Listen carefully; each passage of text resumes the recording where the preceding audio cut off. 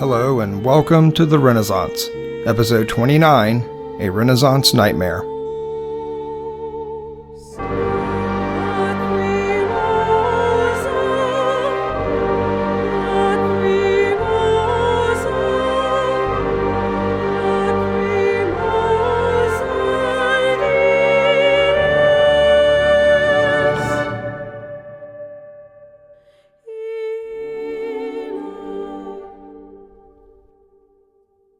Hello and welcome to the Renaissance. I'm your host, Dennis Bird. So no, this is not a figment of your imagination, and you are in fact hearing a brand new episode of the Renaissance podcast. Back in 2017, when we wrapped up episode 28, I had every intention of completing the podcast series all the way to the Venetian Renaissance. Unfortunately, life has a way of changing plans. So here we are, 3 years later, and we're finally returning. Since episode 28 in 2017, I've contemplated reviving the podcast several times, but trying to balance responsibilities of a career, my child, and still maintaining a painting schedule, it became difficult. So everything was pushed to the side, and 1 year becomes 2, and eventually 3, and here we are. But you guys didn't forget, and I appreciate all the responses I've gotten from listeners and fans, all the emails, I've read them. I've got many people who track me down on Facebook and Instagram too, so I appreciate you guys. So you're the reason why I'm bringing it back now. Decided we need to finish this journey we started way back in 2015. We only have a handful of episodes left, and I would like to see it completed. So we will be embarking on this final leg of our journey to the end of the Renaissance. So I'm not quite sure what schedule I'm going to be able to stick to just yet. We'll talk a little bit more about that in a minute. I'm still drawing and painting, so I have to find balance for those. But if you'd like to see what I've been up to, be sure to check out my website, dennisbird.com, or you can visit my art page on Instagram at dennisbirdart, and you can see everything that I've been doing there. You can also sign up for a virtual mentorship if you're interested in learning how to draw and understand the fundamental elements of art. I would love to be able to help you with that. Of course, don't forget to follow the podcast on Instagram, and it's at therenaissancepodcast.com. Okay, with all of that out of the way, let's talk about where the podcast will proceed from here. So when we left off with Jan van Eyck, we had just started the Northern Renaissance. Before that, we'd covered much of the early Italian Renaissance in Florence through to the High Renaissance in Florence and Rome. Originally, I'd planned 12 more episodes. That's probably not realistic. So I'm going to cut things down a little bit, and it means we may miss some artists, and I know that's disappointing for some, but I will do my best to cover all of the high points, and maybe we can do a supplemental at some point to cover some of these other artists. So my goal is to finish the podcast and leave it in a form that feels complete and satisfying and not hanging on episode 28. So after we wrap up things with the Northern Renaissance, we're going to head back to Italy to the Venetian Renaissance. And this is a period I've been looking forward to. Artists like Titian and Veronese. Venice, because of its location and its connections with the Byzantine Empire, had its own unique flavor of the Renaissance. And it's going to influence European art through the next century with the Baroque artist. So from Venice, we will follow those artists right into Mannerism. And then we will wrap things up with El Greco. Once we finish with El Greco, I think we can close the Renaissance and we can call it complete. After him, art history moves on to a whole new phase of art known as the Baroque period. So, with all of that, let's get started. In this episode, we're going to look at two artists, one Flemish and one Dutch, who paint a similar apocalyptic world despite being separated by a generation. This episode is going to be almost like a mini art history blast. Unfortunately, I'm unable to give you a full detailed account of Hieronymus Bosch or Pieter Bruegel. We lack the sort of biographical accounts that we have with Vasari, and despite his embellishments and inaccuracies, it does give you a greater appreciation of his work. Hieronymus Bosch and Pieter Bruegel, the Elder, have been giving the world nightmares for almost 500 years. They would be tremendously popular in Northern Europe, even throughout the Protestant Reformation when many religious paintings were being destroyed. Their work would even influence later surrealist painters, as well as the founder of kitsch, the contemporary Norwegian artist Odd Nerdrum. And I think given what we are experiencing today with COVID-19, we're likely to see even more references to Bosch and Bruegel. So let's begin what we do know about the early life and training of Hieronymus Bosch. Okay, that's about it. There's not much to go on, and just like our previous Northern Renaissance artists, we have very few biographies. We do know where he was born, if nothing else, and that's the town of Hertogenbosch. And I am really trying with the Dutch pronunciations, and I know from past listeners I've mangled some Italian, so please bear with me and my Georgia accent, but I did look this up in the hopes of getting a proper Dutch pronunciation. The town of Hertogenbosch is where he would eventually take his name sometime in the 1450s. Though he did often sign his name Van Auken, which means from Auken, and that's the town where it's most likely that his family comes from. We know little else of him or his family, and nothing of his training. His grandfather and his father were artists, so it's likely he received training at home. Nothing else is known, and we don't have a clear idea of his father or grandfather's work because nothing of their painting has survived. The past few episodes have really illustrated the debt we owe to Vasari. Even though his work contains errors, we are able to piece together aspects of the artists' lives and give us some glimpse into their background. With the early Northern Renaissance, and even today, there's a lack of scholarly work in English when compared to that of the Italian Renaissance.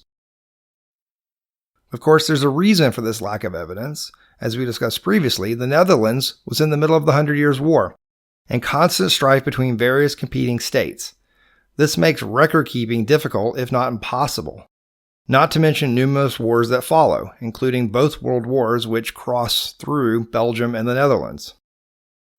Much that might have been discovered has already been destroyed, and there's only 7 works that we can ascribe to Bosch, and even among those, there's debate among scholars.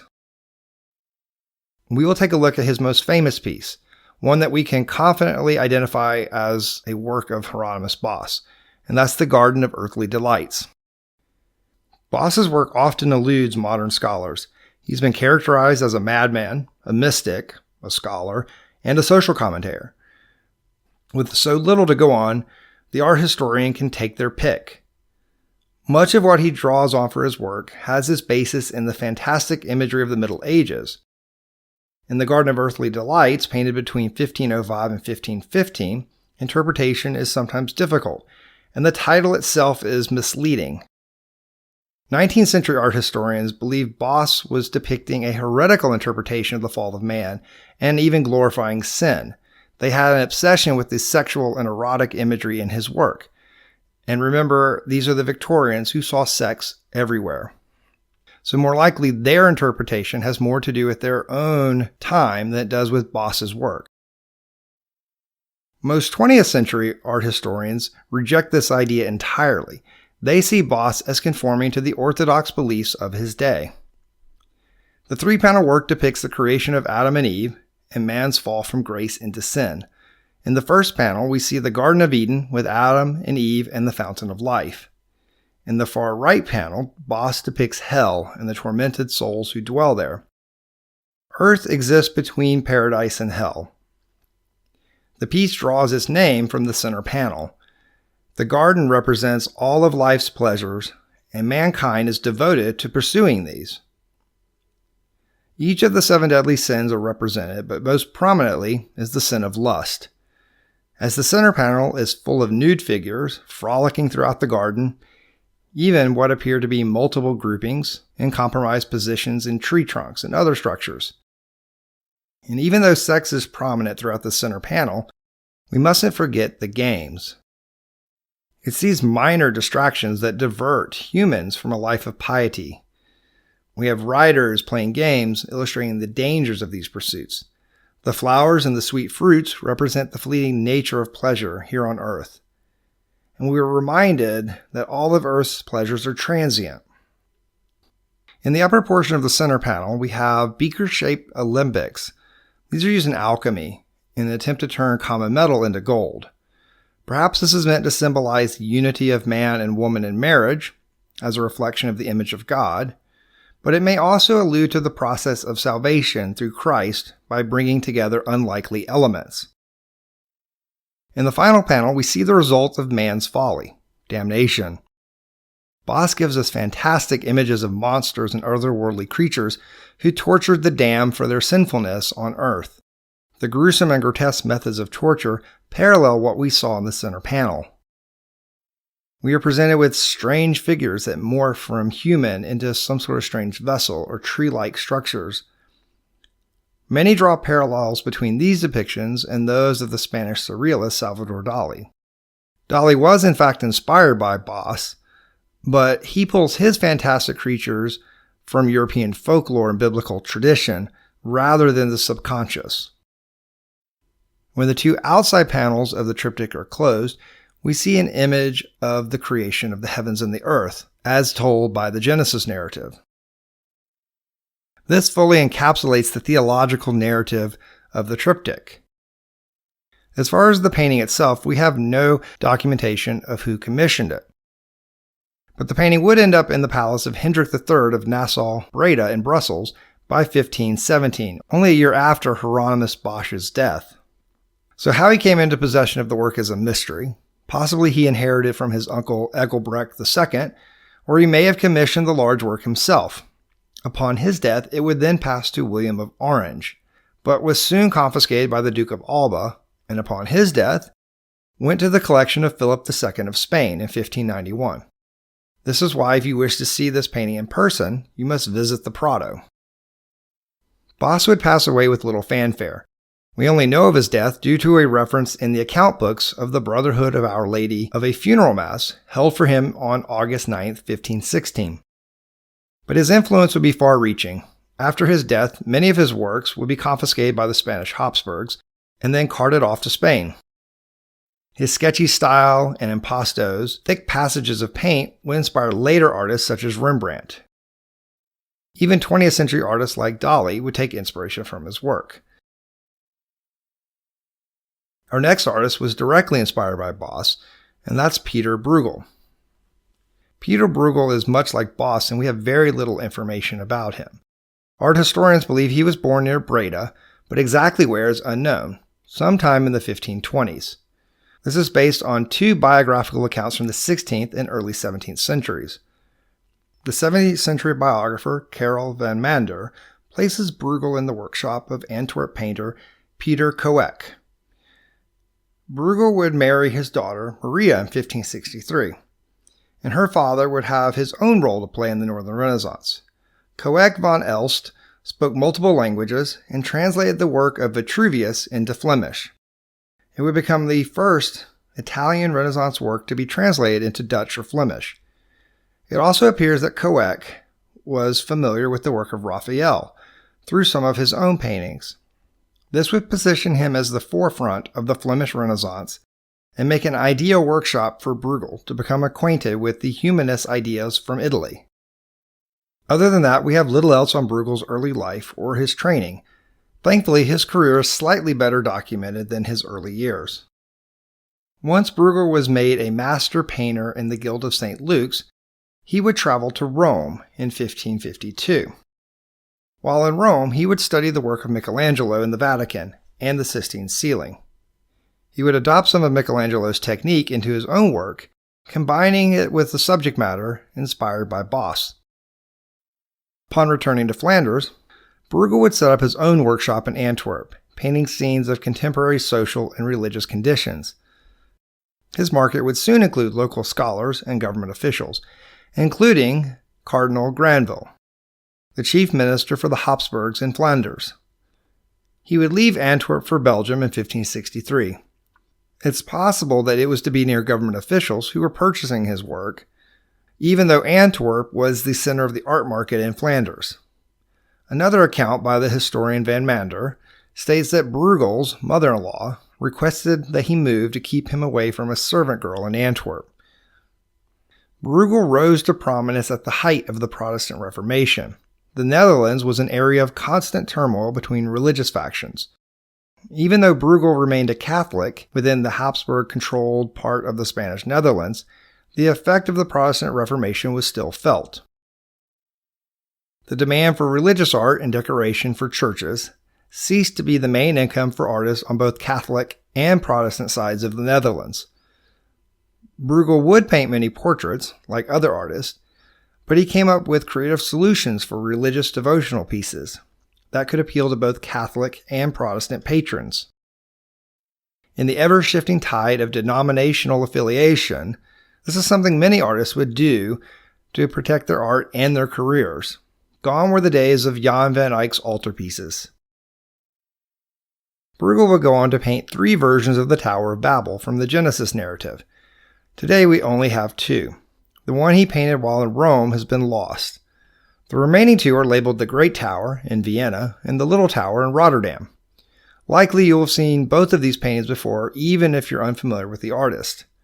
Both works were completed around 1563 and have a similar composition. However, the Great version in Vienna is much larger, but the tower itself is smaller in proportion to the figures. This version also contains a group of figures in the left foreground. Most historians believe this is the figure of Nimrod. So what's the significance of this story in Northern Europe? Well, if you look at the paintings, you might notice something familiar. The towers resemble the Colosseum, and the Colosseum represented Rome's hubris, just as the tower represented the hubris of Babylon. God destroyed the tower, just as he destroyed the Colosseum, representing the futility of man's ambitions. This piece could also appeal to Bruegel's Protestant clients, who might see the Colosseum as a representation of the Roman Catholic Church. In the minds of many Protestants in Northern Europe, the Church and pagan Rome were one and the same. Despite Bruegel's Catholicism, this work could fit well within the new aesthetic of the Protestant Reformation. Bruegel's painting of the procession to Calvary, however, probably has as much to do with Flanders as it does with the imagery of Jesus carrying the cross to Golgotha. He even painted himself among the spectators hidden in the middle ground. The focus seems to be on the weeping and the mourning of the 3 Marys in the lower right corner, and he uses the bright red coats of the guards to lead the viewer almost through a spiral towards the background of the piece, the hill of Golgotha, where the crucifixion is going to take place. The entire scene seems to reflect the chaotic situation in Flanders during this time, with spectators heading to watch Christ's execution dressed in contemporary Flemish fashion. The landscape is dotted with corpses and the remnants of executions, not unlike Northern Europe during the Reformation. Bruegel would go on to paint a 12-part series representing each month of the year. We're going to look just at the return of the Hunters, also known as the Hunters in the Snow. This piece was most likely meant to represent January, and it was probably its title, and is considered one of the most influential landscape paintings in Northern Europe. It would secure Bruegel's reputation as a landscape painter. The painting depicts a group of hunters returning with their dogs. In the village below, the people are skating on the ice, but the warm colors of the houses and the figures are offset by the cool blues and the icy greens of the landscape, showing the harshness of winter. The hunters are entering from the left of the frame, and this shows us the beginning of the new year. Like most landscape painting of the day, Bruegel's work almost always contains some sort of religious meaning. In this case, it's meant to remind us that man is powerless in the face of nature and at the mercy of the seasons. Therefore, we must rely on our faith in God to find order and comfort in such a harsh world. Of the original 12 paintings, only 5 are known to exist today, with the Return of the Hunters, or the Hunters in the Snow, being the most prominent. And each one would have had its own moral somehow attached each month of the year. In 1563, Bruegel would marry Maiken Coeck. This is the daughter of his master, Pieter Coeck. The story by Van Mander states that her mother was behind Bruegel's move to Brussels in the hopes to end a flirtation he was having with the servant. Despite this, Maiken and Bruegel seem to have had a very successful marriage after their move. Bruegel would have 2 sons with Maiken, Pieter the Younger and Jan. Pieter the Elder would die while his sons were young in 1569 and therefore would be unable to train him. Both would become famous painters in their own right. Jan would collaborate with Peter Paul Rubens on several works, including the Allegory of Sight. And Pieter the Younger would spend much of his career making copies of his father's work. He had so thoroughly absorbed his father's style that it was often difficult to tell them apart. Pieter Bruegel the Elder would launch an artistic dynasty with both of these sons, and would go on to influence generations of Dutch and Flemish artists. Join me next time as we explore the life and the work of Albrecht Dürer. This is the Renaissance Podcast, and I'm your host, Dennis Bird. Thank you for listening.